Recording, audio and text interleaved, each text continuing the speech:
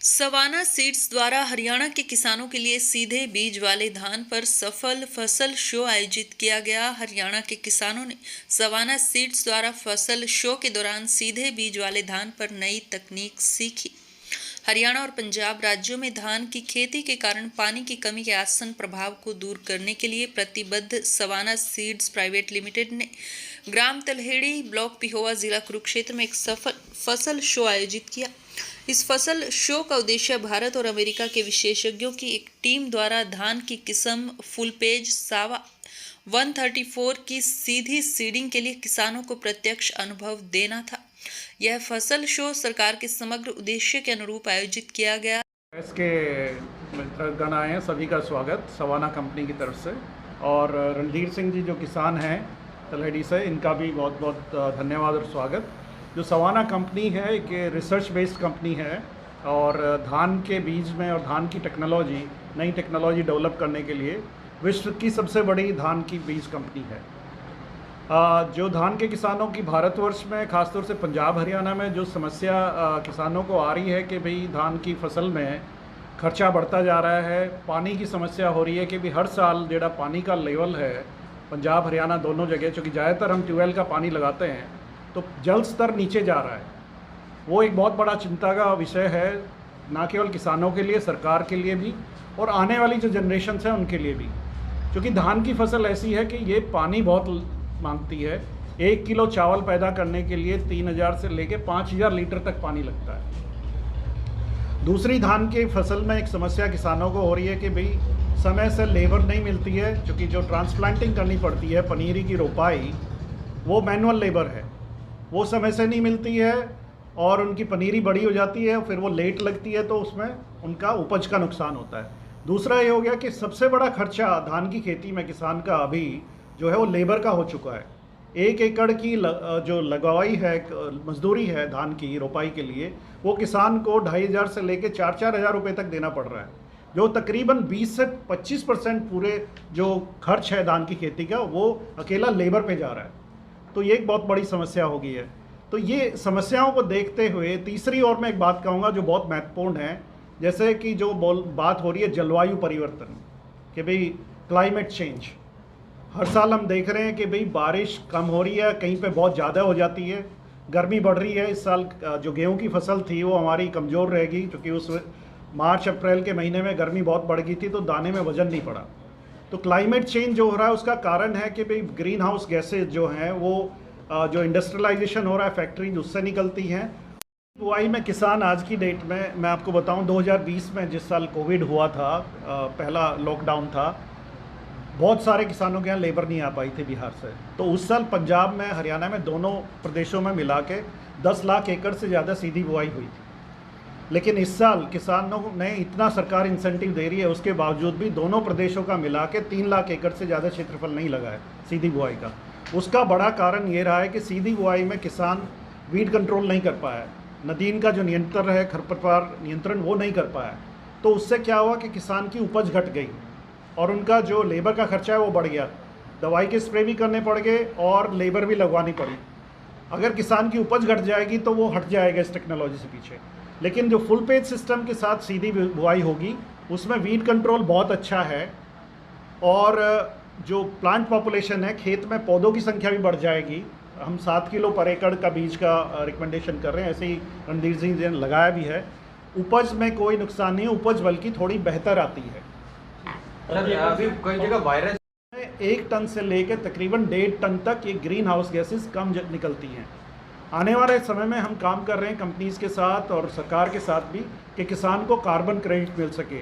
जो full page के साथ सीधी बुआई करेंगे उनको कार्बन क्रेडिट मिले और किसान को कार्बन क्रेडिट का पैसा उनके खाते में आ जाए। तो किसान के लिए 3 फ़ायदे बड़े हो गए साहब।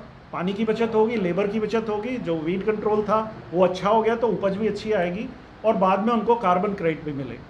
तो ये इस टेक्नोलॉजी में किसान का भी फ़ायदा है, वातावरण का भी फ़ायदा है। हम बीज तैयार कर चुके हैं। हमारी जो हर्बिसाइड जो केमिकल आएगा इसके साथ, वीडीसाइड, खरपतवार नाशक, वो अडामा कंपनी की तरफ से आना है। अडामा ने भारत सरकार के पास अपने एप्लीकेशन इसके अप्रूवल के लिए जमा कर दिए हैं कि धान की फसल में ये हर्बिसाइड का अप्रूवल हो। हमारी उम्मीद है कि भी अगले साल 2023 के खरीफ सीजन से पहले पहले हम किसानों को बीज और दवाई दोनों उपलब्ध करा पाएँ। बहुत बहुत धन्यवाद। अगर बात करें तो सीधी बुआई की आप जैसे आप बात, तो किस तरीके से हम धान की खेती करें कि भाई उसमें पानी की बचत हो जाए, किसान को जो मजदूरी का खर्चा है उसकी बचत हो जाए, और जो ग्रीन हाउस गैसेज निकल रही हैं ये भी कम निकलें, तो जिससे कि जो जलवायु परिवर्तन हो रहा है वो भी ना हो। तो ये जो समस्याएं हैं इनको देखते हुए जो सवाना के रिसर्च हमने जो हमारे साइंटिस्ट हैं, वैज्ञानिक हैं, उन्होंने अनुसंधान करके ये इस तरह की टेक्नोलॉजी निकाली फुल पेज कि किसान इसको सीधी बुआई कर सकता है। सीधी बुआई में जो किसान की सबसे बड़ी समस्या है वीड कंट्रोल, जो नदीन या खरपतवार है वो किसान कंट्रोल नहीं कर पाता। इसीलिए सीधी बुआई दोनों पंजाब और हरियाणा सरकार इतना इंसेंटिव दे रही है किसानों को, उसके बावजूद भी सीधी बिजाई कामयाब नहीं हो रही है।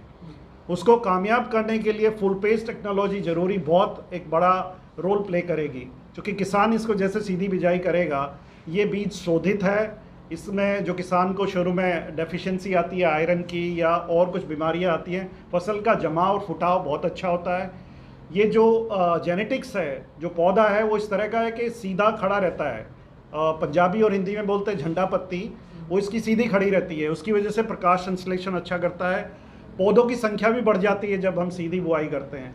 तो ये सीधी बुआई के लिए उपयुक्त है इसका जो पौधा है।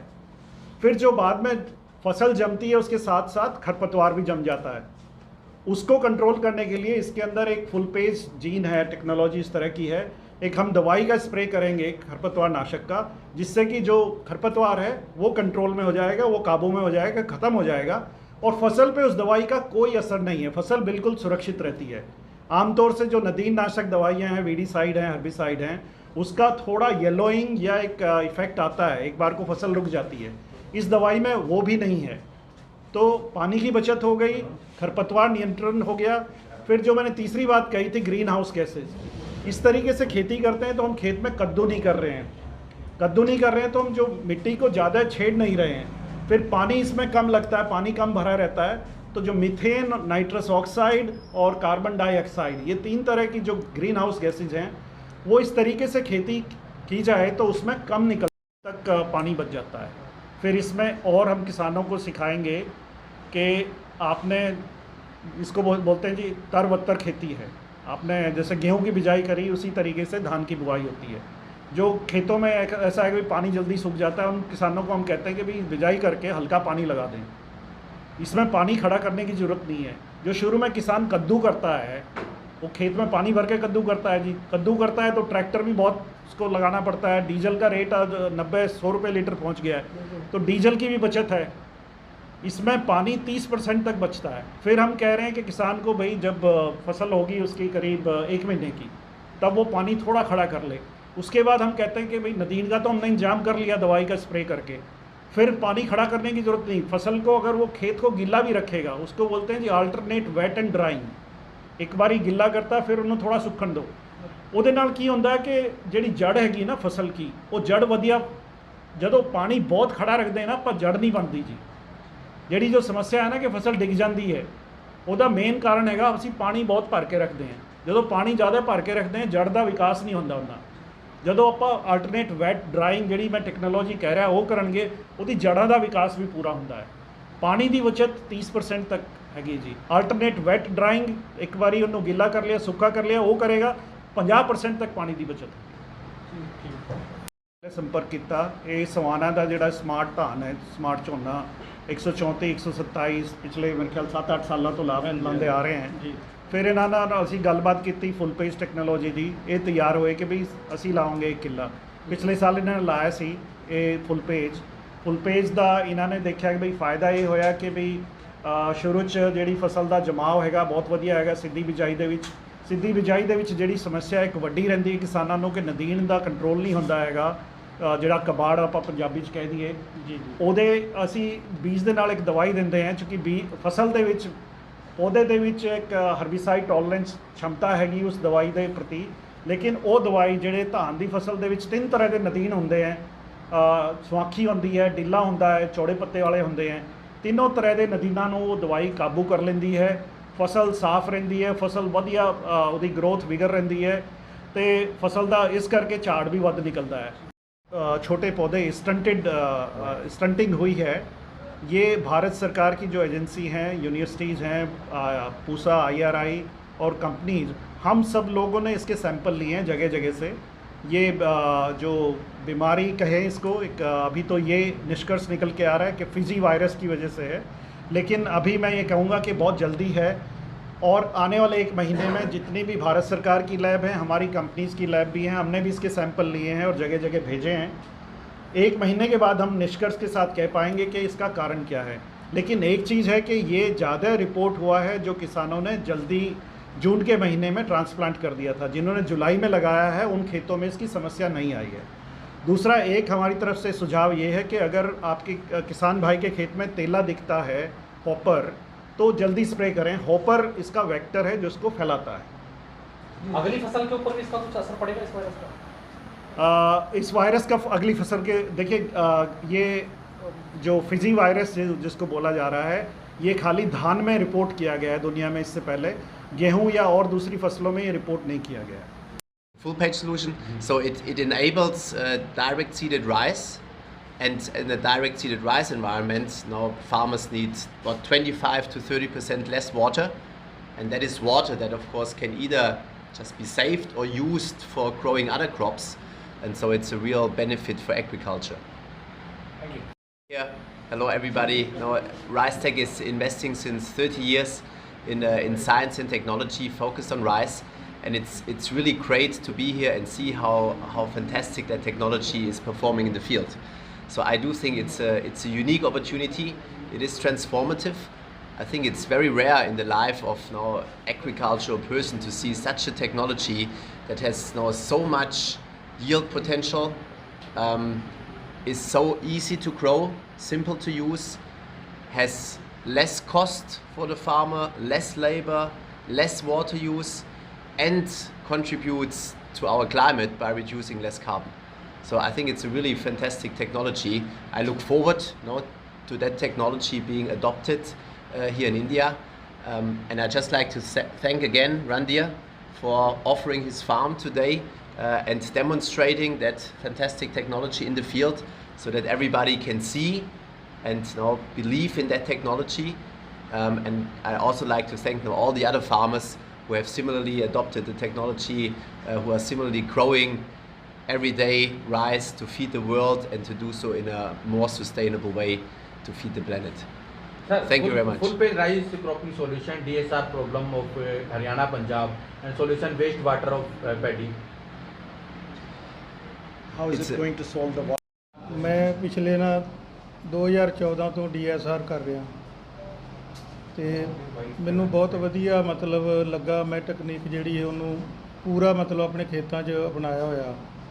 ਜਿੰਨੀ ਅਰਲੀ ਮੇਰੀ ਬਿਜਾਈ ਹੁੰਦੀ ਹੈ ਮੈਂ ਸਾਰੀ DSR ਕਰਦਾ ਹਾਂ ਤੇ DSR ਨਾਲ ਜਿੰਨਾ ਦੂਜੇ 'ਚੋਂ ਝਾੜ ਆਉਂਦਾ ਮੇਰਾ ਉਨਾ ਹੀ ਝਾੜ ਇਹਦੇ 'ਚ ਆ ਰਿਹਾ। ਕੋਈ ਫਰਕ ਨਹੀਂ 1 ਕੁਇੰਟਲ ਦਾ, ਬਲਕਿ ਇਹਦੇ 'ਚ ਮੇਰੇ ਖਰਚੇ ਬਹੁਤ ਘਟ ਗਏ ਨੇ। ਖਾਦ ਪਾਉਣੀ ਹੋਵੇ, ਖਾਦ ਪਾਉਣੀ ਸੌਖੀ ਹੈ। ਪਾਣੀ 'ਚ ਤੁਰਨਾ ਤੁਸੀਂ ਸਾਰੇ ਜਾਣਦੇ ਜੇ ਵੀ ਕਿੰਨਾ ਔਖਾ ਹੈ। ਹਰ ਫਾਰਮਰ ਨੂੰ ਪਾਣੀ 'ਚ ਤੁਰਨ ਵਾਸਤੇ ਕੋਈ ਨਾ ਕੋਈ ਮਜ਼ਦੂਰ ਲੱਭਣਾ ਪੈਂਦਾ ਹੈ। ਮੈਂ ਇਸ ਉਮਰ 'ਚ ਵੀ, ਮੇਰੀ 56 ਸਾਲ ਉਮਰ ਹੈ, ਮੈਂ ਇਸ ਉਮਰ 'ਚ ਵੀ ਇਹ ਸਾਰੀ ਫਸਲ ਨੂੰ ਆਪ ਹੈਂਡਲ ਕਰਦਾ ਵਾਂ ਤੇ ਮੈਂ ਕਰ ਸਕਦਾ ਵਾਂ। ਕੋਈ ਵੀ ਕਰ ਸਕਦਾ ਉਹਨੂੰ। ਖੇਤ ਦੀ ਬੱਚਤ ਜਿਹੜੀ ਆ ਉਹ ਅਸੀਂ ਜੀਰੀ ਕੱਟਦੇ ਹਾਂ, ਉਸ ਤੋਂ ਬਾਅਦ ਸਾਡਾ ਖੇਤ ਐਡਾ ਵਧੀਆ ਹੁੰਦਾ ਵੀ ਅਸੀਂ ਉਹਨੂੰ ਜਿਸ ਤਰ੍ਹਾਂ ਮਰਜ਼ੀ ਆਲੂ ਲਾਈਏ, ਸਬਜ਼ੀ ਲਾਈਏ। ਜਦੋਂ ਅਸੀਂ ਕੱਦੂ ਕੀਤੇ ਹੋਏ 'ਚੋਂ ਖੇਤ ਨੂੰ ਅਸੀਂ ਤਿਆਰ ਕਰਨਾ ਹੁੰਦਾ ਸਬਜ਼ੀ ਵਾਸਤੇ, ਸਾਡਾ ਪੂਰਾ ਡੀਜ਼ਲ ਬਹੁਤ ਖਰਚ ਹੁੰਦਾ। ਸਾਡਾ ਜ਼ੋਰ ਲੱਗ ਜਾਂਦਾ ਫਾਰਮਰ ਦਾ, ਪੂਰਾ ਮਸ਼ੀਨਰੀ ਦਾ ਜ਼ੋਰ ਲੱਗ ਜਾਂਦਾ। ਜੇ ਸਾਨੂੰ DSR ਕਰਨ ਨਾਲ ਵਧੀਆ ਈਲਡ ਮਿਲਦੀ ਆ, ਸਾਡੇ ਖਰਚੇ ਸਾਰੇ ਜਿਹੜੇ ਬਚਦੇ ਨੇ ਲੇਬਰ ਦੇ, ਤਾਂ ਸਾਨੂੰ ਸਾਰਿਆਂ ਨੂੰ ਹੀ ਮਤਲਬ ਇਹ ਤਕਨੀਕ ਅਪਣਾਉਣੀ ਚਾਹੀਦੀ ਹੈ। ਰਹੀ ਗੱਲ ਫੁੱਲ ਪੇਜ ਦੀ, ਪਿਛਲੇ ਸਾਲ ਕੰਪਨੀ ਨੇ ਮੈਨੂੰ ਬੀਜ ਵੀ ਦਿੱਤਾ, ਦਵਾਈ भी ਦਿੱਤੀ ट्रायल वास्ते। मैं 1 किले में टेक्नोलॉजी के साथ जो धान की सीधी बुआई की गई है, 134 जो हमारी वैरायटी है, ये खेत देख रहे हैं आप, रणधीर सिंह जी का खेत है। किसान हमारे साथ खड़े हैं। आप देख सकते हैं कि इस फसल की जो सेहत है, ग्रोथ है, वो बहुत शानदार है। More yield, less water use, less labor because it's direct planted.